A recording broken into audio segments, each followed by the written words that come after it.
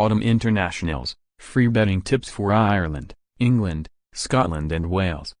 Gareth Jones provides previews the weekend and #X27 Autumn Internationals including Ireland v New Zealand, England v Japan and Scotland v South Africa. Week 3 of the Autumn Internationals deliver a clash between the best two sides in the world, Ireland and New Zealand, while Scotland have a huge chance for a rare win over South Africa, and Wales and England hand their fringe players the opportunity to shine. For the week and #X27's full preview and talking points, click here.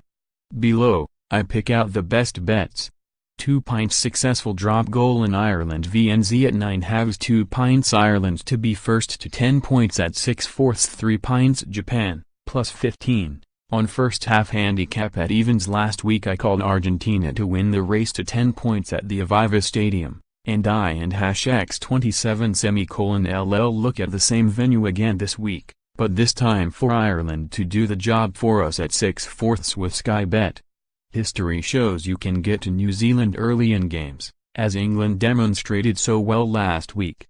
Yes, that will put the All Blacks on high alert and they will be fired up to start better this time around. However, Ireland have built their last 3 months around this one. The crowd will be demanding a fiery, quick start and that should drive the Irish forward. In Ireland and #X27's only ever win over the Kiwis, that famous success in Chicago 2 years ago, they led 10-5 after 11 minutes, and 15-5 after 17. In 2013 their 24-22 home defeat to the world champions saw the Irish race into a 19-0 lead after 18 minutes, having scored 2 converted tries by the 10-minute mark. Sky Bet also have a request at bet for a successful drop goal in the match at 9 halves. And I think that in #X27 also worth a play. We saw one apiece at Twickenham last week, and fly half Johnny Sexton will be itching to hit the target this week in the knowledge Ireland will have to keep the scoreboard ticking over. I and #X27 am going for an Ireland win at 2-1 also, but in terms of the best bets, side with Ireland to get off to a fast start once more and a drop goal to be scored. England have made 11 changes against a Japan side that is confident and strong defensively. They scored 5 tries in their 69-31 defeat to New Zealand earlier this month and, remember, they drew 23-23 with France this time last year. England and #X27's team is still good enough to avoid a shock defeat, but the numerous changes may help find some value in an otherwise one-sided market. Eddie Jones says he wants to smash the Brave Blossoms, but as I predicted in my Week 3 Autumn International talking points, the backline looks more magic wand than battering ram this week. George Ford, Alex Lozowski, Jack Noel are more about creativity and exciting running lines than smashing. The muscle will be added by Bath debutant Joe Kukanaziga and I expect him to be used off his wing plenty.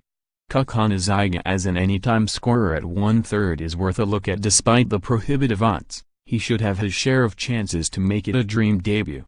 With all the English changes they could stutter in the first half, especially in a backline that are unaccustomed to playing together. As good as they are, they may lack understanding and connections early on, which can result in slightly mistimed runs and pass, and thus a slightly misfiring attack at first. While the odds have shortened since the teams were announced, I think evens on the first half handicap of Japan at plus 15 is worth a bet. Jamie Joseph and #X27's outfit and #X27 only and #X27 trailed New Zealand by 19 at halftime, and they can keep things tight enough to land the money. In my preview piece I found it hard to call a winner for this one, especially when you consider they sit next to each other in the world rankings. I believe South Africa are overall the better team and Scotland have always found their power and size too much to handle, having beaten the Springboks only twice in the professional era. But Scotland at home are formidable to the point of unbeatable. They and #X27 lost just twice in 2 years at Murrayfield, and have such speed and skill now. They also possess more confidence and ruthlessness than I and #X27 seen from them for many a year. South Africa are fading after a fine 2018, and recent, closely fought matches against England and France have taken a lot out of them. I wonder if they will be focusing more on Wales next week, too, so I and #X27 am going for Scotland to win at 11/8. Stuart Hogg lives for games like this. He is a big test match animal, so he seems nicely priced at 12-1 to score the first try, as does last week and #X27's hat-trick hero Tommy Seymour at 11-1.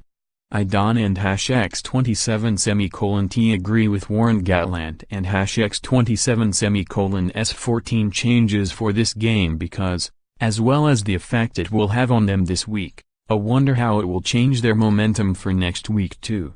This is still an exciting team, with plenty of talent and more than enough to see off a Tonga signed Huhaven and #X27 played since June.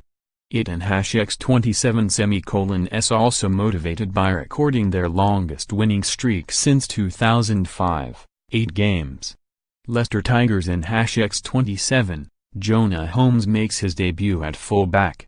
He is an exciting, elusive runner, whose try record is impressive. He scored 10 tries in his first 11 appearances for the Tigers last season and was Yorkshire Carnegie and #X27's top try scorer the previous season to that. Holmes is 21-24 to score a try here and certainly worth a look. Posted at 1030 GMT on November 16, 2018.